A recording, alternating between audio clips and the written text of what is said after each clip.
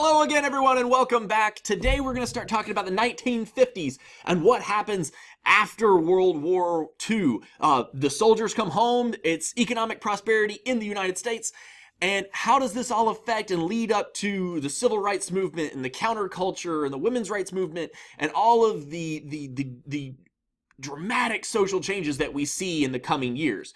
So for today, in your notes, you need to call it just prosperity and consumerism in the 1950s. This is part 1. We will have part 2 in your next video.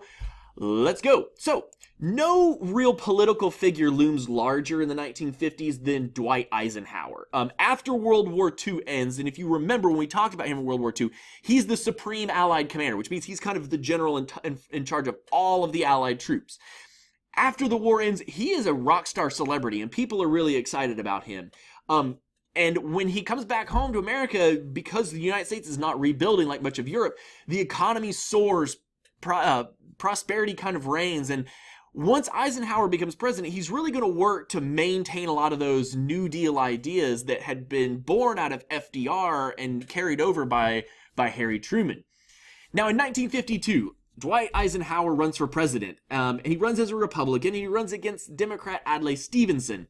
Stevenson obviously loses, and Eisenhower becomes president, and Eisenhower was considered kind of a moderate conservative. He's not too far right, he's more kind of in the middle, so much so that even the Democratic Party, wanting to win the election, tried to initially get Eisenhower to run on their ticket, but he chose not to, instead favoring to run with the Republicans.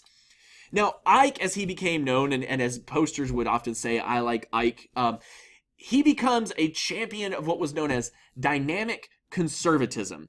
And what that means is it's a philosophy that combines kind of conservative fiscal policies, which means he's going to spend less, he's going to use less money in the government, with some of the social reforms of the New Deal. So he's going to keep a lot of those social works programs, those government-funded programs that FDR and even Truman had carried over that had been born out of the New Deal. Now, what does that really mean? What does that look like? Well, first of all, he's going to have kind of closer ties between government and business. They're going to work much more together instead of kind of where they were in two separate fields. He's going to not go back to those ideas of laissez-faire that had been in place pre-New Deal. It also means a reduction in federal spending, which means he's going to balance the budget, he's going to end wage and price controls, and they're generally just not going to spend as much money as the government previously had. Remember, it had just come off fighting a world war, and so now they kind of want to get back to normalcy, and so they're going to spend less money. He expands Social Security, something that had been created under the FDR administration, and he begins to help trying to raise the minimum wage, which is that minimum amount of money that you can make for working a job. Usually it's per hour. He also funds public works programs like the St. Lawrence Seaway and the interstate highway system. Most of the interstates that we ride on today have some origin, particularly on the East Coast, have some origin back to the days of FDR in the 1950s and the expansion of the interstate system. All of this leads to a really big boost in our gross national product, also known as GNP.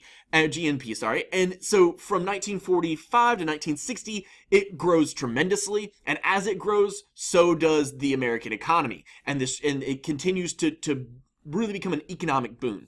Inflation, which means the amount of the amount of money that prices go up, stayed very low, and the income on average American households actually rose. So people made more money in the process, allowing them to buy more consumer goods, which is really going to become part of a big social culture in America. Things like automobiles are going to be much more affordable now because people actually have the money to buy them, whereas before it was maybe a luxury for only some of the super rich or very affluent people of society.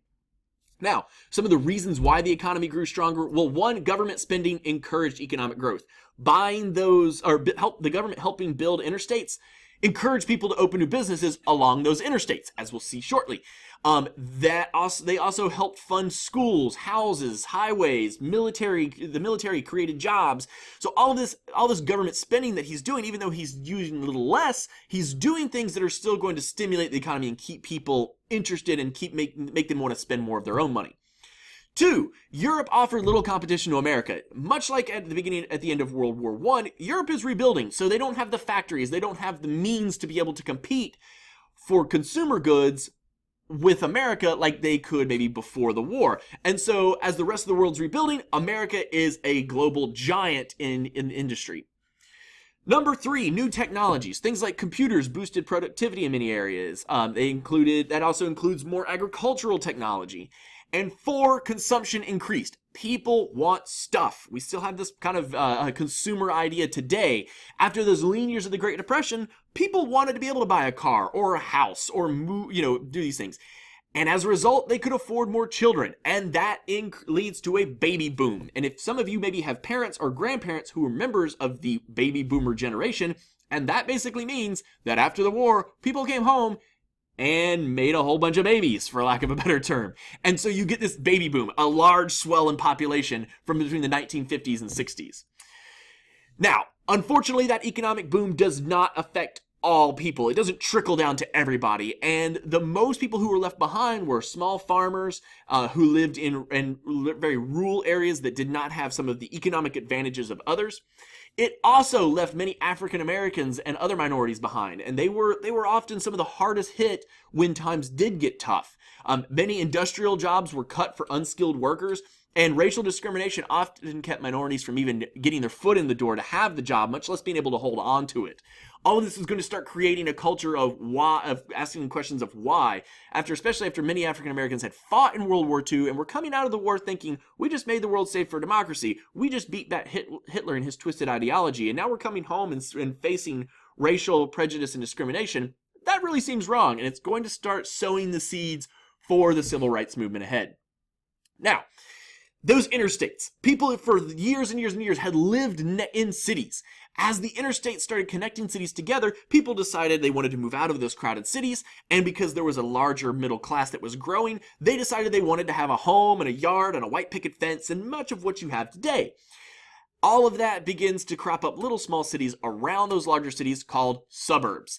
Many of those suburbs tend to look exactly the same. In where I'm shooting this video now, in Cleveland, we have many homes that look very, very similar in the suburb areas.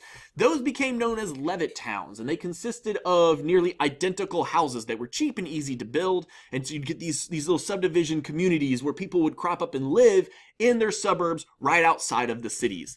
Most of these developments, though, excluded African Americans. That's why the majority of them stayed in cities or tried to create their own communities outside of the towns.